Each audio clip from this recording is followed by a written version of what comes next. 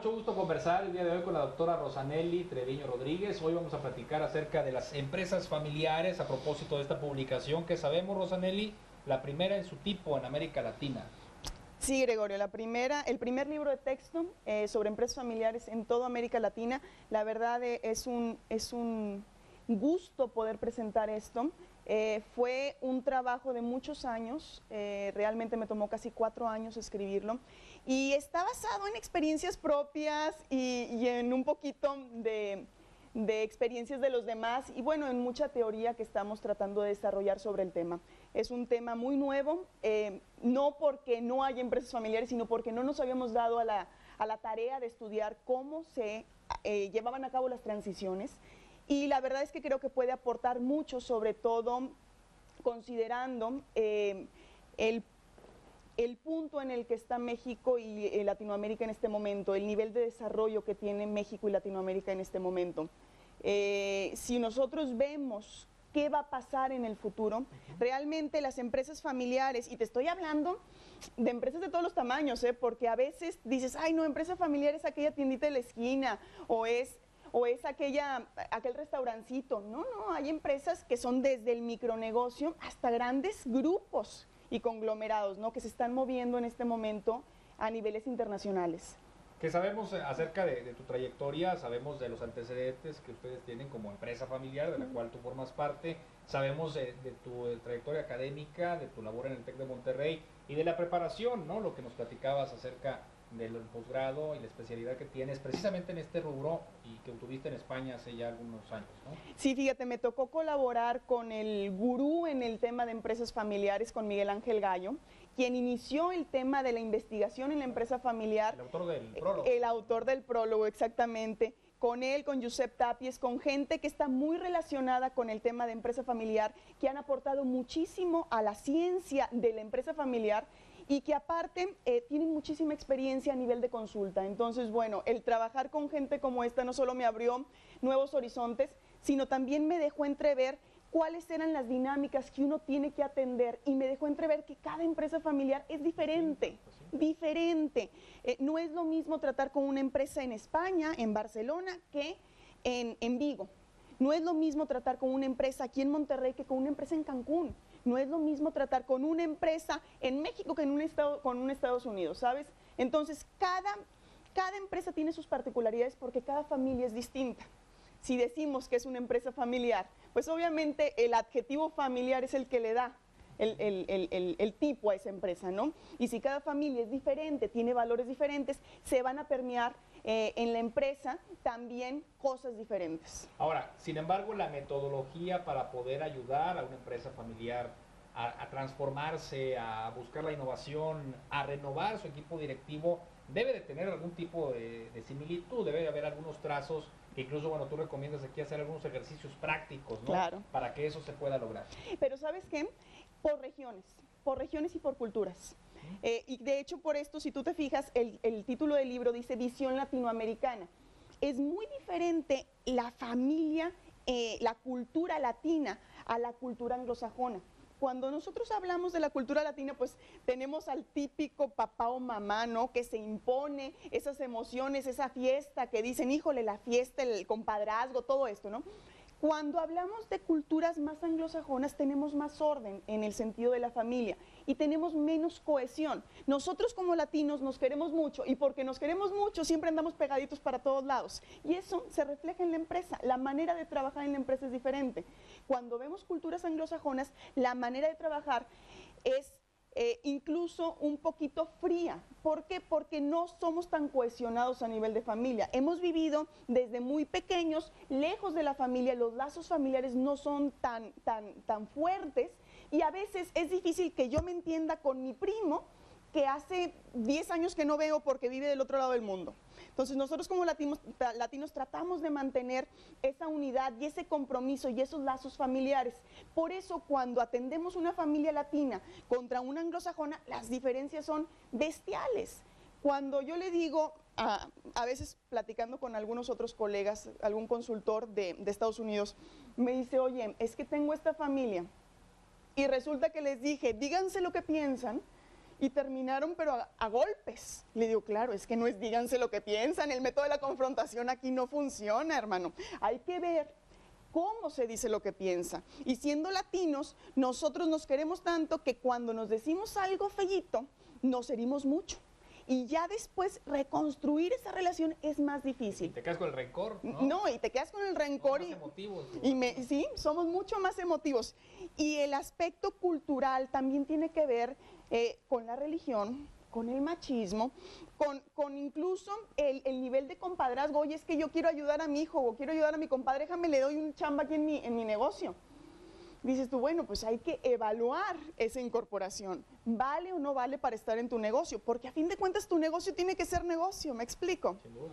Entonces, bueno, vas viendo cuestiones que marcan la dinámica de la familia latina y yo, estando inmersa en un contexto latino y sabiendo un poquito lo que es teniendo la sensibilidad de cuáles son los puntos o las variables que impactan el comportamiento de la familia en el negocio, pues obviamente voy buscando los nichos para darte mejores tips de manera de que puedas tú llevar a cabo una buena incorporación de miembros de siguiente generación o incluso la transición. Vamos a ver cómo llevamos a cabo la sucesión tan famosa, ¿no? Y que todo el mundo te dice, uy, no, es que la sucesión no se quiere retirar y el muchacho está ahí tratando. Bueno, a veces si no planificamos, pues no nos vamos a retirar nunca, porque no planificamos. Que conocemos aquí y en nuestra ciudad, conocemos casos exitosos de renovación de equipos directivos, de donde de ser partes, integrantes de una familia, pues ya lo sacas de la administración, lo sacas del management y pones un equipo profesional al frente y ya quienes fungían como directivos pasan a ser accionistas. Los dejas nada más en otra posición o los dejas a nivel de consejero. Me refiero ya a empresas ya de cierto tamaño. Claro. Pero esa es una transición saludable, creo yo, ¿no? Claro, pero tienes que tenerlo claro. O sea, tú puedes aportar desde diferentes niveles y tienes que decidir como familia qué quieres. Oye, yo quiero una empresa donde trabajen todos al nivel operativo, donde cualquiera que cumpla ciertos requisitos pueda llegar a ser director, gerente, etcétera, etcétera. O quiero una empresa donde nos mantengamos solamente a nivel de consejo. O quiero una empresa donde nada más seamos accionistas. O quiero una empresa donde ya nada más veamos el grupo o el conglomerado como una inversión familiar. Pero si no lo comentamos en familia, porque luego no lo comentamos, no hay comunicación. Y las etapas van cambiando, las etapas van pasando, la gente va creciendo y llega un momento en que de repente, sorpresa, no puedes trabajar en el negocio. Y dices tú, ¿pero por qué? No, pues porque lo decidimos así la generación predecesora. Pues sí, pero avísame, me preparé 15 o 20 años para estar ahí. Claro, me fui a estudiar la maestría, me fui a estudiar esta especialidad para regresar al negocio y resulta que no puedo entrar. Siempre y cuando tengamos las reglas claras y sepamos hacia dónde vamos y lo comuniquemos, la transición se da mucho más en un sentido más soft, ¿sabes? Sabemos hacia dónde vamos, sabemos qué queremos y sabemos cómo hacerlo. Pero si no establecemos nuestros protocolos, si no hacemos una buena comunicación de lo que queremos, si no nos sentamos a platicar, a veces es tan fácil como, oye, ¿tú quieres entrar al negocio familiar? Porque a veces el muchacho no quiere o la muchacha no quiere. Y yo tengo la expectativa de que mi hijo, sobre todo el primogénito, a mí me encanta. Él tiene que quedarse en el lugar, ¿no? ¿Sabes qué? ¿Tú qué orden de nacimiento tienes? Yo soy el primogénito, el mayor. ¿Qué esperaban de ti? No, pues todo, digo, finalmente eres el modelo que idealizaron tus papás, ¿no? Digo, seguramente así ocurre en la mayoría de las familias, ¿no? Entonces, las expectativas, como nosotros somos padres por primera vez, las expectativas con aquel muchacho, con aquella muchacha son muy altas. Entonces, tiene que ser el que saca las mejores calificaciones, tiene que ser el que en deportes es buenísimo, tiene que ser y encima tiene que ser el que dirija la empresa. A veces, el muchacho o la muchacha tiene otros intereses y no nos damos cuenta. Entonces empujamos demasiado hasta que la bomba explota. Ahora cuéntame, que también es un dilema aquí en nuestra tierra y hablando de empresas familiares, ¿qué onda con la familia política? O sea, que se casó la muchacha y que el yerno quiere entrar al negocio del suegro, ¿no? Bueno, mira, hay yernos muy buenos. ¿Cómo es la historia ahí? ¿Cuál es la recomendación profesional para un ejemplo así? Si el yerno, si el pariente político realmente aporta en ese negocio familiar y puede desarrollarlo, será cuestión de la familia decidir si le da entrada o no. Obviamente bajo ciertas reglas. Es como aquel que me dijo, oye, es que yo no quiero dejarle el negocio a mi hija, y era hija única encima, porque si no va a venir a mandar el yerno. Y dices tú, pues métele candados para que no mande, o métele candados para que no se quede con la propiedad.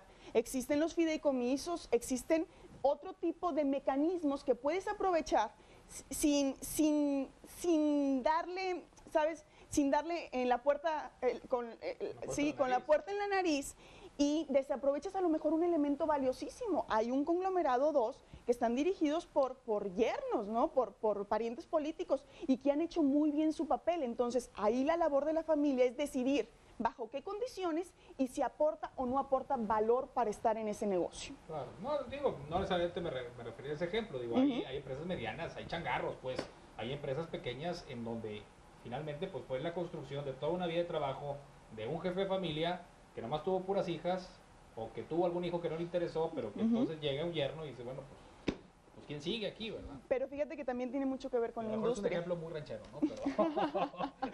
No, pero tiene mucho que ver con la industria también. Por decir, aplica, ¿no? yo veía en un caso, me decía el señor, oye, es que yo no quiero, no es porque sea machista, pero el negocio que yo tengo, pues son bares. Entonces yo no quiero que mi muchacha ande metida en los bares. Pues no. Entonces dices, bueno, ¿y qué tal tu yerno? ¿No? ¿La hace o no la hace el hombre? Evalúalo, ¿tiene el perfil o no tiene el perfil? Y si no, contrata un directivo, ¿sabes? Un externo que te ayude a gestionar eso, pero que ella sepa qué está gestionando. ¿Qué está pasando? Tarde o temprano van a ser dueños de algo. Van a tener un patrimonio familiar ahí, y si no saben administrarlo, y si no saben de qué se compone o con qué elementos evaluar ese patrimonio, el crecimiento de ese patrimonio, les van a picar los ojos. Acabas de mencionar algo muy importante, o sea, de qué manera involucrar a todos los hijos en el negocio. O sea, no necesariamente significa que todos ocupen un cargo directivo en el mismo, Claro. sino que estén enterados de qué está pasando en el negocio, hombres y mujeres. Hombres y mujeres. ¿No? Al final de cuentas, son los dueños, o serán los dueños. Dependerá qué quieres hacer tú, primero tenlo claro.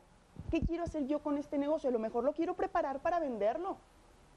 Si yo les digo a mis muchachos, oigan, yo quiero hacer esto, ¿qué piensan ustedes? ¿Hay alguno al que le interese? Por lo menos ya estamos empezando un diálogo sobre qué queremos hacer con esa empresa. Y eso determina que sea una empresa familiar o no. Oye, si yo involucro a la familia en la toma de decisiones, obviamente eso va a tener una vocación de continuidad. Va a ser una empresa familiar. Si no es la empresa de un emprendedor, es mi empresa. Y esto se acaba cuando yo me muera. Pero una empresa familiar tiene que haber alguien que mande, tiene que haber claro. alguien que dé la última palabra. Claro. Pero para esto hay ciertas estructuras. Entonces, la idea es que todos sepan, todos los que son dueños, que sepan por lo menos qué se está haciendo. Obviamente la cabeza es una. ¿Por qué? Porque funciona en Estados Unidos y probablemente en Alemania, pero en el contexto latino, si no hay uno que diga, si haz esto, generalmente no funciona. Y también es cierto que en el contexto latino, si no le metemos candaditos a ese protocolo familiar, generalmente no lo cumplimos. Hiciste en el tema latino, como que los americanos son más estructurados para ese tema. No es que sean más estructurados, es que... mejor experiencia? Mira, te voy a decir una cosa. Cuando yo voy a un foro y les pregunto a los miembros de siguiente generación en Alemania o en Estados Unidos, en un contexto anglosajón, ¿quién espera heredar el negocio de su papá? No me levantan la mano. Si acaso alguno que por ahí anda me levanta la mano.